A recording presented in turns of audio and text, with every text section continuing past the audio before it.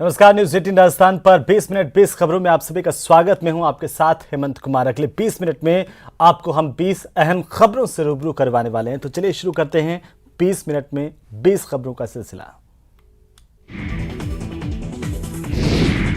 बेंगलुरु में एक हफ्ते से भारी बारिश जारी है। 3 दिन से शहर भर में पानी भरा है। क्या सड़कें और क्या कॉलोनियां सभी डूबे हैं। शहर में जल भराव के चलते बिजली की सप्लाई बंद है। शहर के कुछ हिस्सों में पीने का पानी भी नहीं पहुंच रहा है। जल भराव वाले जगहों पर पानी की सप्लाई के लिए कुओं का इस्तेमाल किया जा रहा है। कुछ इलाकों में टैंकर्स के जरिए पानी पहुंचाया जा रहा है। बारिश बाढ़ की वजह से पावर सप्लाई में जो दिक्कतें आ रही हैं, उन्हें सुधारने के लिए टीमें लगातार काम कर रही हैं। लोगों की परेशानियों को देखते हुए अब कर्नाटक सरकार ने कुछ कदम उठाए हैं। बेंगलुरु में स्कूल बंद कर दिए गए हैं। IT विभाग के कर्मचारियों को वर्क फ्रॉम होम की मंजूरी दे दी गई है। बेंगलुरु नगर निगम ने 696 अतिक्रमणों की पहचान की है, जिन्हें JCB के जरिए गिराया जा रहा है। निगम का कहना है कि इन्हीं की वजह से शहर में बारिश का पानी भर रहा है। मुख्यमंत्री बासवराज बोम्मई भी लगातार राज्य के दौरे कर रहे हैं। उन्होंने जीप में बेंगलुरु के बाहरी इलाकों का दौरा किया। उन्हें भी पानी भरी सड़कों से ही गुजरना पड़ा।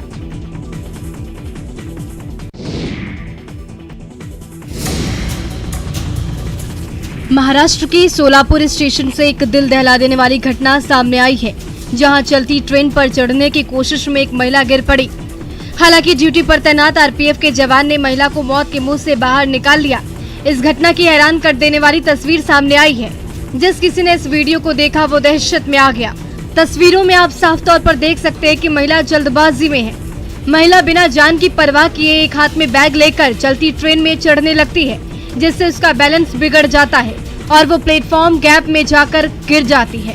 जिस समय महिला प्लेटफॉर्म पर गिरती है, उसी वक्त 2 RPF के जवान भी ड्यूटी पर मौजूद रहते हैं और महिला को तत्परता दिखाते हुए उसे बचा लेते हैं। दोनों जवान महिला को ट्रेन की पटरियों के बीच गिरने से पहले ही खींच लेते हैं, जिससे महिला की जान बच जाती है। न्यूज 18 आपसे अपील करता है कि ऐसी लापरवाही नहीं करें, क्योंकि दुर्घटना से देर भली, जान है तो जहान है।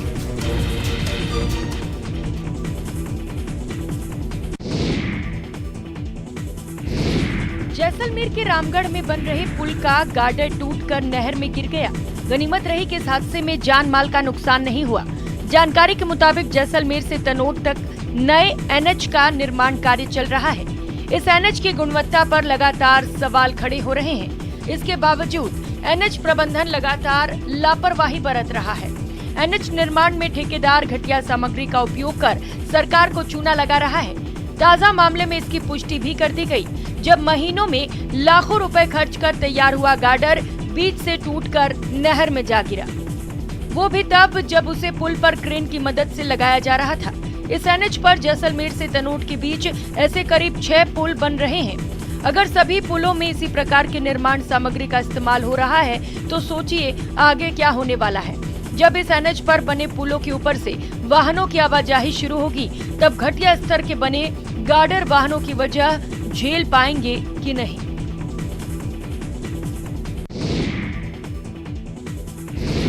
अगर आपको कहीं यात्रा करनी है तो पहले पूरी तरह प्लान बना लीजिए, वरना आप घाटे में पड़ सकते हैं। दरअसल रेलवे के नए नियम के अनुसार अब कंफर्म टिकट कैंसिल कराना महंगा हो गया है।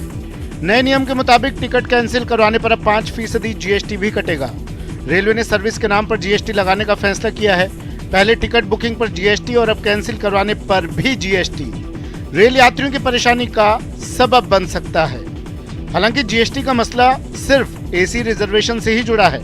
AC से नीचे की बुकिंग पर यह नियम नहीं है। साधारण श्रेणी की टिकट तो रद्द ही नहीं हो सकती। इसके अलावा स्लीपर पर यह नियम लागू नहीं है, लेकिन थर्ड AC से लेकर फर्स्ट AC तक ये नियम लागू हो चुका है। लगभग 5% GST फिलहाल कैंसिलेशन पर लगाया जा रहा है। रेलवे का मानना है कि टिकट कैंसिल करवाना भी एक तरह की सर्विस है, इसलिए ये सर्विस चार्ज लिया जा रहा है।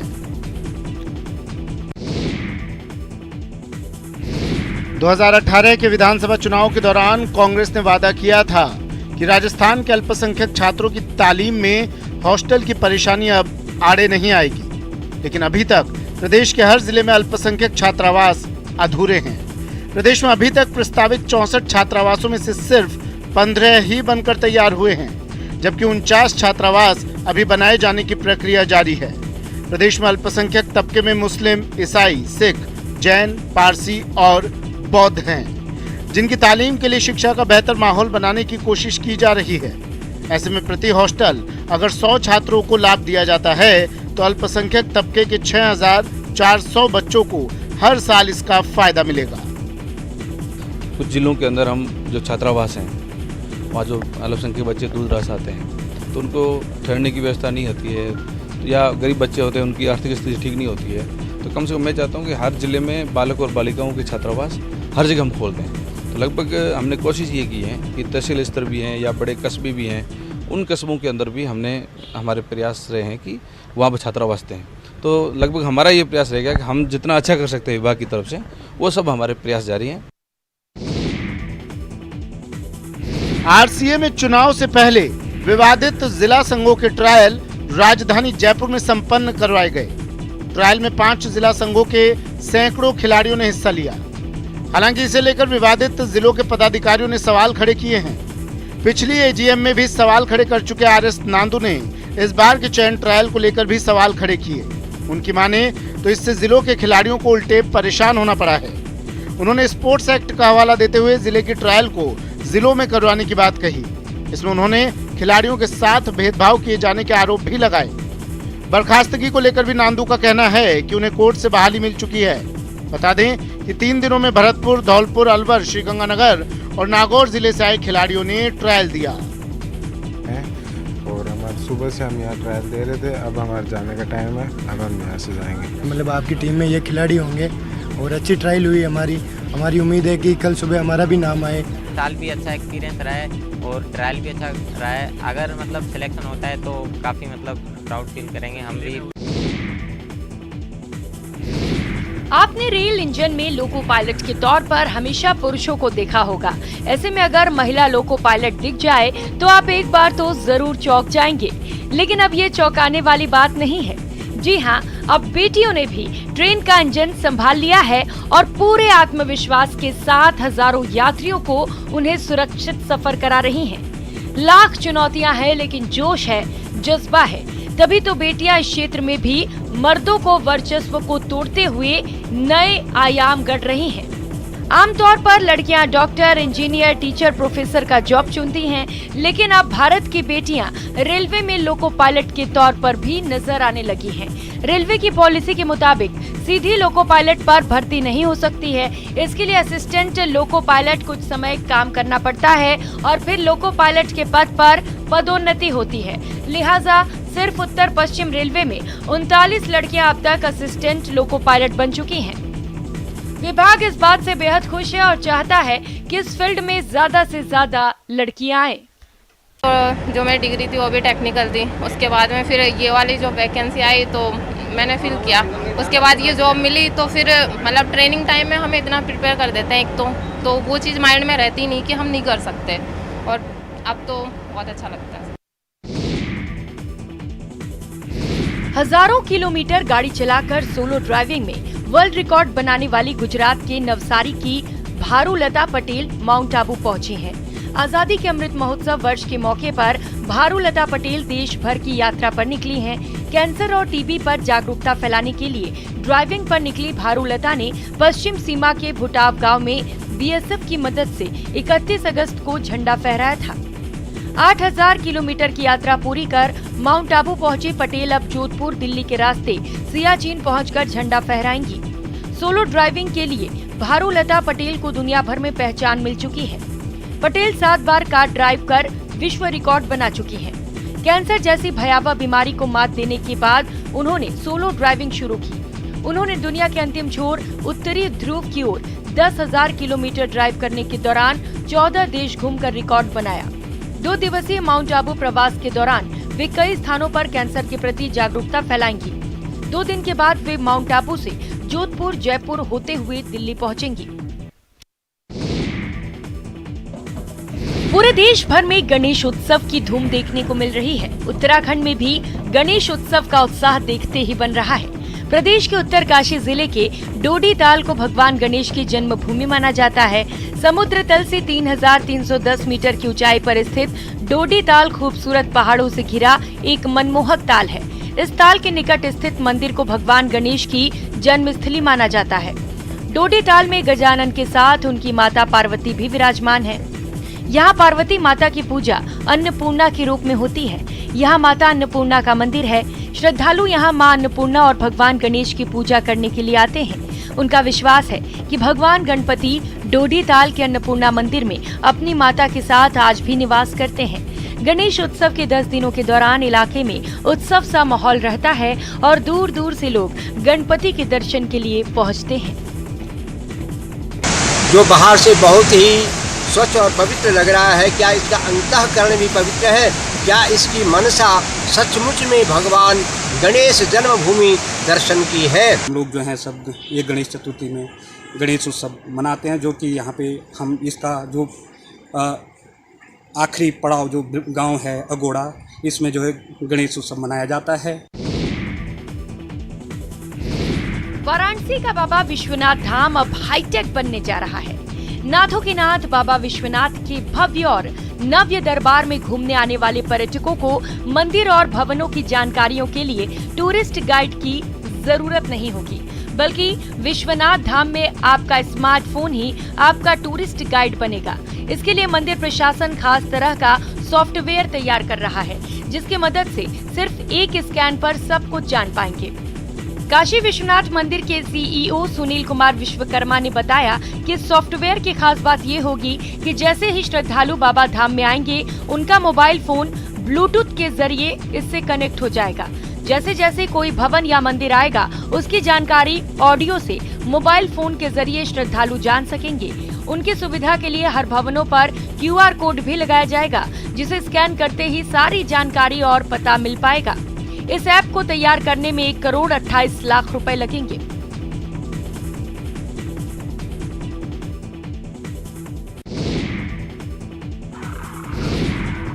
सैलानियों से गुलजार रहने वाली स्वर्ण नगरी में इन दिनों विदेशी पक्षियों का कलरव गूंज रहा है। कुरंजा, जी हाँ, सितंबर शुरू होते ही विदेशी मेहमानों का आना शुरू होता है और अप्रैल तक ये मेहमान स्वर्ण नगरी में अपना आशियाना बनाए रखते हैं। अप्रैल के बाद जैसे ही पारा चढ़ना शुरू होता है, इन्हें अपने वतन की याद सताने लगती है और अब वे अपने वतन लौट जाते हैं। जिले के रामदेवरा, खेतोलाई, देगराय तालाब, नेतसी और लवा क्षेत्र में इन दिनों कुरंजा का कुनबा देखने को मिल रहा है। इस साल अच्छी बारिश के कारण तालाबों और नाड़ियों में पानी की आवक से आसपास की जमीन में नमी है। यही कारण है कि कुरंजा के पहले जत्थे ने अपना पड़ाव डाल दिया है।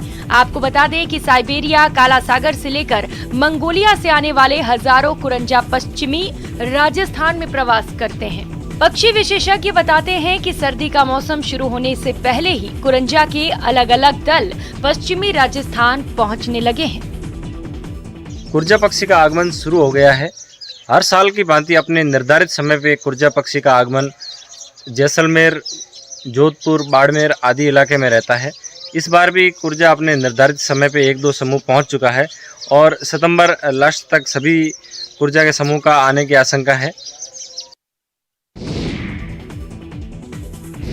दिल्ली के राजपथ और सेंट्रल विस्टा लॉन को अब कर्तव्य पथ के नाम से जाना जाएगा। कर्तव्य पथ कैंपस की शानदार तस्वीरें सामने आई हैं। इसमें दिखाया गया है कि कर्तव्य पथ कितना भव्य है। सेंट्रल विस्टा के दौरान हुए विकास कार्य के बाद अब पूरा कैंपस काफी खूबसूरत लग रहा है। इंडिया गेट के सामने वाला भी हिस्सा देखते ही बन रहा है। आधुनिक सुविधाओं से लैस सेंट्रल विस्टा में आम लोगों की हर जरूरत का ध्यान रखा गया है। पीएम मोदी 8 सितंबर को इसका उद्घाटन करेंगे। सेंट्रल विस्टा में 16.5 किलोमीटर पैदल रास्ता होगा। 400 से ज्यादा लोगों के बैठने के लिए बेंच, 16 वॉकवे ब्रिज होंगे और सड़क पर जाम न लगे, इसके लिए अंडरपास भी बनाए गए हैं। बता दें कि प्रधानमंत्री नरेंद्र मोदी 8 सितंबर को सेंट्रल विस्टा एवेन्यू का उद्घाटन करेंगे। आम लोगों के लिए सेंट्रल विस्टा 9 सितंबर से खुलेगा। बता दें कि इंडिया गेट से राष्ट्रपति भवन तक राजपथ के दोनों तरफ के क्षेत्र को सेंट्रल विस्टा कहते हैं।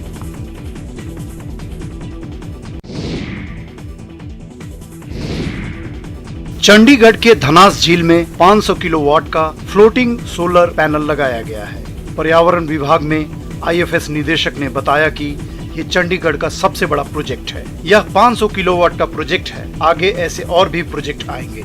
उन्होंने कहा कि जमीन की कमी होने की वजह से रूफटॉप सोलर पैनल को बढ़ावा दे रहे हैं। बता दें कि चंडीगढ़ ने शहर में बिजली खपत में आत्मनिर्भर बनाने के लिए सोलर एनर्जी की तरफ रुख किया है। प्रशासन अब हर उस संभावना की तलाश कर रहा है जहां पर सोलर एनर्जी के लिए प्रोजेक्ट लगाए जा सके। शहर में सोलर एनर्जी को बढ़ावा देने के लिए एक विशेष प्लान भी बनाया गया है, जिसके तहत अब सिर्फ छत ही नहीं बल्कि शहर के सभी ओपन एरिया और वाटर के अंदर तैरते सोलर पावर प्रोजेक्ट भी लगाए जा रहे हैं। इसके साथ ही सभी प्रशासनिक विभागों को एनर्जी में आत्मनिर्भर बनाने के सरकारी भवनों और पार्किंग एरिया में भी सोलर प्रोजेक्ट लगाए जाने वाले हैं। प्रशासन को 2 साल के अंदर 75 मेगावाट बिजली पैदा करने का लक्ष्य मिला है।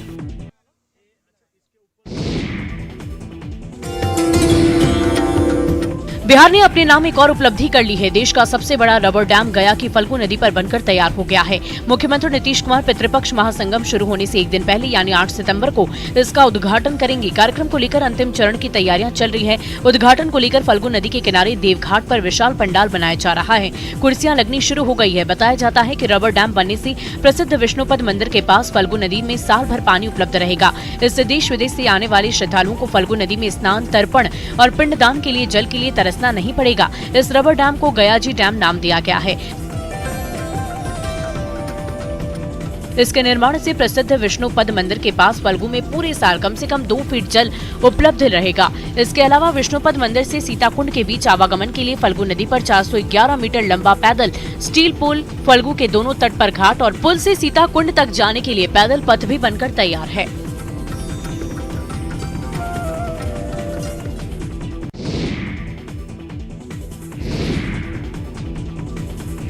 डोल 11 के पावन मौके पर इंदौर में राधा कृष्ण की भव्य झांकी निकाली गई। इसमें इंदौर के अलग अलग समाज के सैकड़ों लोगों ने हिस्सा लिया। गाजे बाजे के साथ भगवान की प्रतिमा को नगर भ्रमण कराया गया। अनंत चतुर्दशी के दिन 3 दिन पहले इंदौर में झिलमिलाती झांकियां निकाली गईं। दरअसल इस बार डोल 11 पर 3 मंगलकारी संयोग बन रहे हैं। डोल 11 पर्व भादो मास के शुक्ल पक्ष के 11वें दिन मनाया जाता है। भगवान कृष्ण के जन्म के 11वें दिन माता यशोदा ने उनका जलवा पूजन किया था। इसी दिन को डोल 11 के रूप में मनाया जाता है। जलवा पूजन के बाद संस्कारों की शुरुआत होती है। डोल 11 के दिन भगवान श्री कृष्ण को डोल में बैठाकर झांकी निकाली जाती है।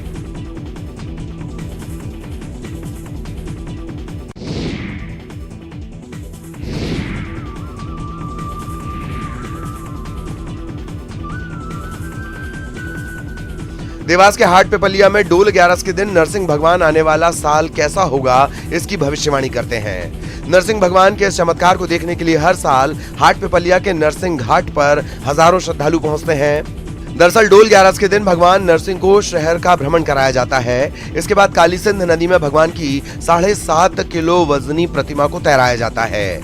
पूरे विधि विधान से पूजा के बाद भगवान नरसिंह की पाषाण प्रतिमा को 3 बार नदी में तैराया जाता है। तीनों बार प्रतिमा के तैरने पर आने वाला साल बहुत अच्छा माना जाता है। 2 बार तैरने पर साल के सामान्य रहने की भविष्यवाणी होती है और 1 बार तैरने पर थोड़ी स्थिति कठिन होगी ऐसा माना जाता है।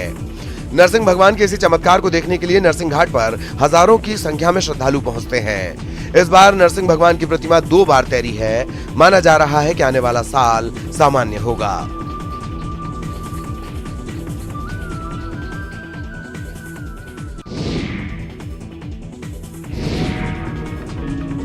सीहोर जिला जेल में गणेशोत्सव पर जेल प्रशासन ने कैदियों के माध्यम से जेल के अंदर भगवान गणेश की प्रतिमा स्थापित करवाई।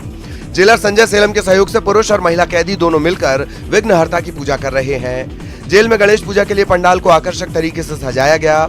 गणेशोत्सव को लेकर जेल में भजन संध्या का भी आयोजन किया गया। भजन पर कैदी और पुलिस एक साथ झूमते नजर आए। इस आयोजन ने जेल के नकारात्मक माहौल को सकारात्मक कर दिया। अपने घर परिवार से दूर रह रहे कैदियों के लिए ये किसी तोहफे से कम नहीं।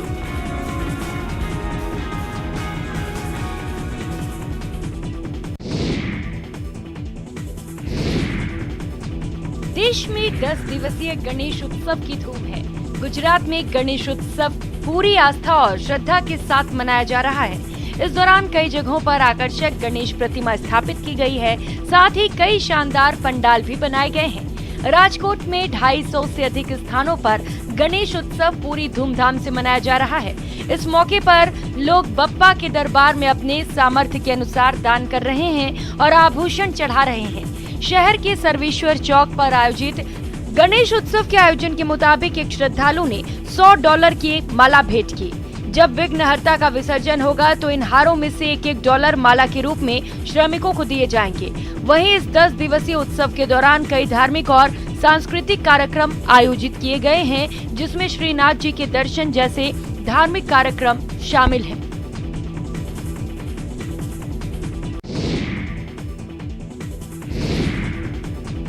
पिछले दिनों स्वतंत्रता दिवस पर देश भर में आजादी का अमृत महोत्सव धूमधाम से मनाया गया। इस बार गणेश पर्व पर आजादी के अमृत महोत्सव की झलक दिखाई दे रही है। गुजरात के सूरत में भी गणेश उत्सव के दौरान एक पंडाल में आजादी के अमृत महोत्सव की झलक दिखाई दी।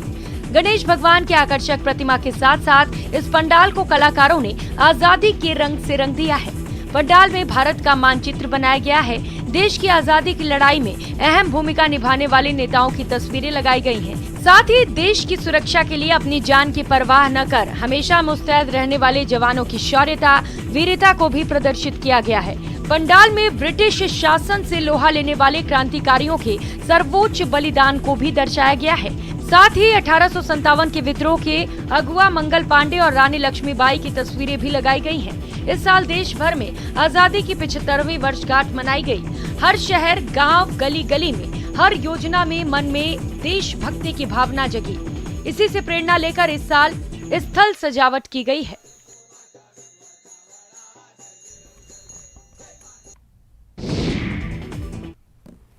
तो चलिए इसी के साथ ही इस बुलेटिन फिलहाल इतना ही। नमस्कार।